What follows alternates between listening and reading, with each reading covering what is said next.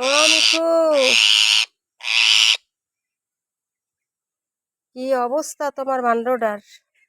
হ্যাঁ, এদের ভিতরে থাহো তুমি, কি ময়লা। হ্যাঁ, তোমার এদিকে কারো কোনো স্বার্থ নাই। স্বার্থ থাকলে তোমারও তেল মারতে, বুঝছো? পৃথিবীটাই হয়েছে স্বার্থের গোলাম রে, তোরে কি আর কমো। একটা পশু পাখি পাললে তার জায়গাটা কত সুন্দর করে রাখে। আর এটা টিয়া, টিয়া পাখির জায়গা তো সবসময় পরিষ্কার পরিচ্ছন্ন রাখতে হয়। কি অবস্থা জায়গাটার, যে পাত্রটায় পানি খায় তার কি অবস্থা, পায়খানা টায়খানা করবে পাখিতে।